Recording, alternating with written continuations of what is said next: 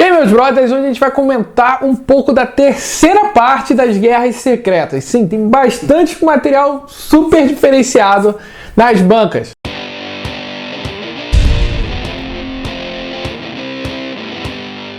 Essa é a terceira parte dos tains, então se você não tá ligado, vá no checklist lá que a gente fez das Guerras Secretas. A gente tá com uma cobertura bem legal. Então, meus brothers, vamos partir agora pra parte onde a gente vai falar um pouco desses tains aqui, se são bons ou são ruins. É claro que em cima da minha opinião. Mas eu já adianto que no Instagram, quem acompanha a gente diariamente lá no Instagram, você sabe já que todos esses materiais já estão lá com o nosso parecer. Vou deixar bem claro que eu tive bastante surpresas, eu curti bastante os materiais que apareceram na banca dessa vez. A começar, o Hulk Futuro Imperfeito, né, onde tem um Maestro e tudo mais. Primeiro porque a saga de Maestro, né, o Futuro Imperfeito, escrito pelo Peter David, ele é sensacional, né, mostrando o Hulk, onde ele já conquistou tudo, dominou, um mundo distópico, e tirando que a homenagem que fizeram à distopia é brilhante. A única coisa que me incomodou nesse quadrinho é ver o General Ross ser o coisa, né, e tirando isso, cara, eu achei tudo muito legal. Né? Até mesmo porque o Maestro que a gente está acostumado a ver não tem tantos objetivos assim. E nesse ele está com um objetivo de conquista, né? De poderio. E realmente é uma coisa que você sente falta de ver o Maestro ter alguma coisa, né? Um objetivo. E como tem essa sacada do Poço de Desejo, muita gente discordou, mas realmente eu curti demais. Porque eu não acredito que isso vá fazer o cara parar, não ser mais prestativo no mundo bélico. Até mesmo porque no mundo bélico ele é o único que se equipara em força, talvez em poder de fogo, manipulação e etc. Ele não se equipara com o destino, mas em questão de força, realmente o Maestro pode realmente vencer, entendeu? Ele já é uma coisa bem clara. O que falta nele é a oportunidade de enfrentar o destino na mão. Então eu acredito que isso não vai acontecer no futuro, mas eu achei essa história muito boa. Ele tem uma participação no segundo número dos Guerras Secretas, da saga principal, ou no primeiro, eu não lembro. A luta entre o Capitão Britânia e o Sinistro, né? E ele é o cara que fala, né? Até parece que derrotar o Sinistro é tão fácil. Pô, tu vê que ele realmente é muito inteligente, tudo, ele é perspicaz demais. E nesse quadrinho aqui, eu acho que faltou um pouco só de perspicácia dele, assim, pra entender. Ele tenta ser muito amigão, e acho que o Maestro em si não seria tão amigão, né? Na verdade, né? Dá, o cara detona todo mundo. E saindo de distopia, vamos para Lutópolis para você ver Esquadrão Sinistro com o seu Barão Hyperion. Cara, esse aqui é a maior surpresa das Guerras Secretas, disparado. Não vou dizer que ele é o melhor quadrinho, mas ele é uma grande surpresa. Eu lembro quando eu fiz o checklist, eu olhei para essa capa aqui e eu falei, cara, isso aqui vai ser uma boa porcaria. O Esquadrão Sinistro ele é uma representação da DC Comics na Marvel, né? Então nessa representação você vê os maiores heróis. Você vê o Superman, você vê o Batman, você vê o Lanterna Verde, o Flash, a Mulher Maravilha sendo representado por outros personagens, né? Que é o Doutor Espectro, Mulher Guerreira, Hyperion, Falcão Noturno e o Tufão. Nessa aqui você vai ver o Batman, né, o Falcão Noturno aqui, querendo tomar o poder do Barão Hyperion. E para isso, como ele é o Batman, ele vai fazer toda aquela manipulação e muito legal. E o que eu gostei demais nesse quadrinho, além das referências da DC, que é sensacional, a gente já conversou no Instagram, vai lá no Instagram ver as fotos. O que eu curti foi o Doutor Destino interferir nessa trama, sabe? Ele mostrar que ele tem um controle de tudo. Isso eu achei interessante, cara. E também por todo mundo saber quem é Destino, que existe o mundo, existem domínios. E o Hyperion, ele quer aumentar sempre as suas fronteiras. Isso acaba dificultando um pouco ele ter controle sobre essas pessoas. E todo mundo quer dar o golpe nele. Dito isso, então você vai ver a grande trama sendo desenrolada aqui. Dá uma chance. Sério, você vai curtir demais isso aqui. E saindo de Utópolis, vamos para Attilan, né? Que fica na ilha de Manhattan, nesse momento aqui. E você vai ver uma grande importância nesse quadrinho aqui. É muito interessante. Porque quem é a Barão aqui é a baronesa Medusa. A Medusa e não o Raio Negro. Aí você vai ficar o quadrinho todo se perguntando por que não o Raio Negro, por que o Doutor Destino escolheu Medusa. Nesse quadrinho aqui, além de você ter bastantes informações sobre o mundo dos inumanos, você vai ter um bar que é controlado por nada mais, nada menos que o Raio Negro. E aqui ele pode falar, conversar normalmente. E eles têm dentro desse bar uma resistência contra a baronesa Medusa e também o Doutor Destino. E você vai ver todo esse desenrolar, um pouquinho de paixão também, que eu achei muito legal, do jeito que foi trabalhado. Só que tem uma coisa que me incomoda, sabe? Foi uma conclusão muito boa, mas mesmo sendo boa, me incomodou por um certo ponto, porque a gente não saiu né, da mesmice, né? Você vai sair desse quadrinho, ele não vai ecoar no mundo bélico, ele vai concluir aqui e fechar aqui. E você vai entender o porquê o Raio Negro aqui ele não é o Barão. Isso por um lado é positivo, só que eu queria mesmo saber por que Attilan está realmente sempre no Manhattan, se poderia ecoar mais. Eu ainda estou na expectativa na saga principal falar um pouco dessas rixas, né? Desses grupos de resistência que existem no mundo bélico, se isso vai afetar ou não o controle de destino sobre o mundo. E saindo de Attilan, vamos para o submundo, onde que o seu Barão, Conde Drácula, ele vai ter por sua onda assim, uma pequena resistência a ser o Deadpool, né? Talvez uma pequena resistência porque ele só dura uma página, 2 páginas.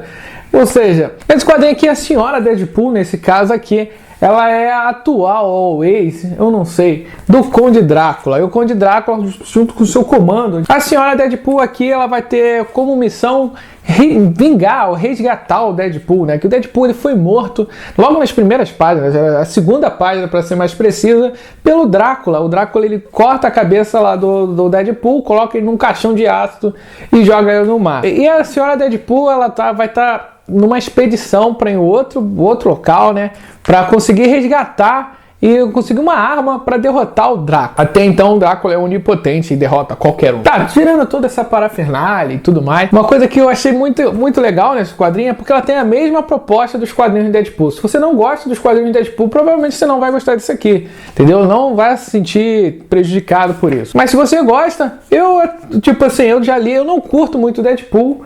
Eu realmente li pouquíssimas coisas de Deadpool. Só que eu tentando entender na cabeça de Deadpool, eu achei compreensível. Se você curte, você vai gostar.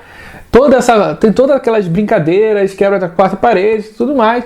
E ela faz uma diferença no mundo bélico quando existe um embate com o Barão, né? O Barão, ele deixa de ser o Barão para ser outra pessoa. Eu não vou falar aqui, que eu acho que quem for ler, ele fecha bem no final. Esse Barão, ele vai de frente pro Doutor Destino. Ele fala que vai atacar o Doutor Destino. É um quadrinho bem brincalhão, bem de conversas e tudo mais.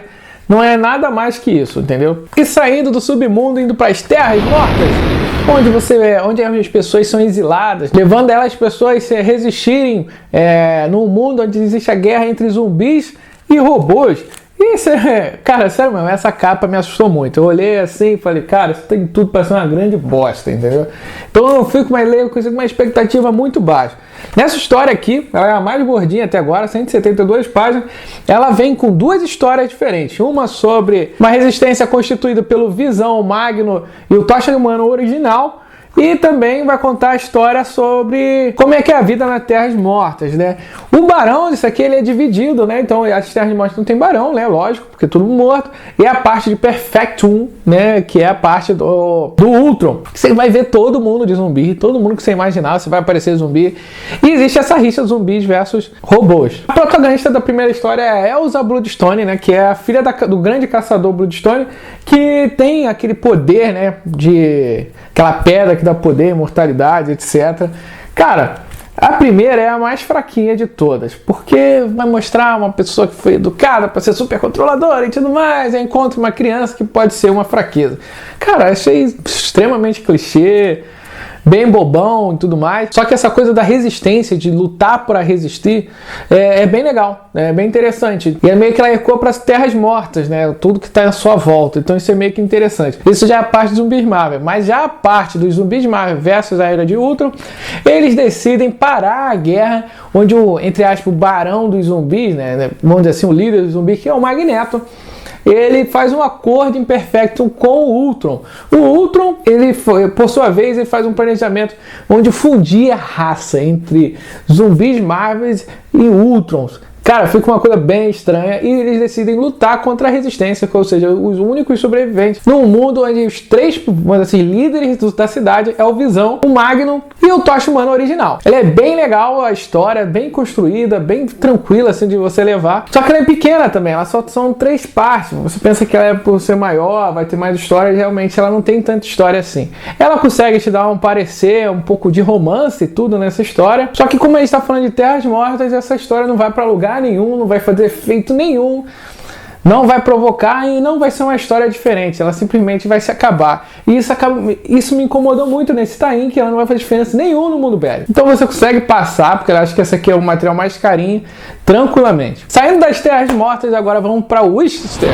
Em Worcester você vai ver um país dividido, né? Dividido pela Genosha, né? Onde está sendo contaminado por um vírus que é somente contra um gene X. Ele é contaminado por um tecnovírus e acaba sucumbindo quase toda a raça mutante nessa divisão. E ela é liderada pela Honey, etc. Uma líder que não se mostra tão boa líder como ela se apresenta no início. Com em contrapartida, o Worcester vai ter como baronesa Rachel Grey, né, que é a Fênix do X-Men vs Vingadores. E cara, eu até gostei ela como uma baronesa, ela como uma grande líder, e ela como função de proteger o Worcester, assim, ela deixa a Genosha de lado e deixa sucumbindo até morrer. E nessa história, a Honey, liderando esse grupo, vai ficar extremamente revoltada e vai fazer um clã ali para invadir, pedindo ajuda, porque existem 2 mutantes que podem ajudar na cura. Então ele vai lá, resgata esse grupo, eles vão lá para Worcester, invadem, destroem toda a mansão X e trazem, né, eles sequestram 2 mutantes que podem ajudar na cura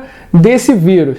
Só que mal sabem que esse vírus aconteceu por causa de um grande vilão, que ao invés de, quando resgatar, curar toda a humanidade, todos os contaminados que tem o gene X, acaba ressuscitando um vilão, cara, que era por si imortal, mas que só ficou só a cabeça e acabou reconstituindo todo o seu corpo. E ele é o responsável por esse vírus, então você já viu como é que vai desenrolar. Por isso que eu falei que a Honey não é tão boa líder assim. Bom, eu já falei quase tudo do quadrinho, né? Ele é bem objetivo. Bom, se você gostou do programa de Extermínio, talvez você goste disso aqui. Eu achei ele interessante, eu acho que ainda vale a pena pegar isso aqui. Mas com toda certeza foi muito mal desenvolvido isso aqui. Tem bastante páginas de lutas super desnecessárias aqui. É muita página de luta e extremamente confusa pela quantidade de personagens. Mas não, vai embora, não! Aqui nos comentários é a sua vez de você falar o que você pegou, o que você vai pegar, o que você acha que vale a pena ou alguma dúvida que você tiver, né? Você sabe, aqui a gente troca uma ideia, aqui a gente responde quase todos os comentários. Então não deixa de comentar aqui embaixo o que você acha que vale a pena esse mês. Então não deixe de deixar o seu bom e velho joinha aqui para dar uma moral pra gente. E um grande abraço e tchau!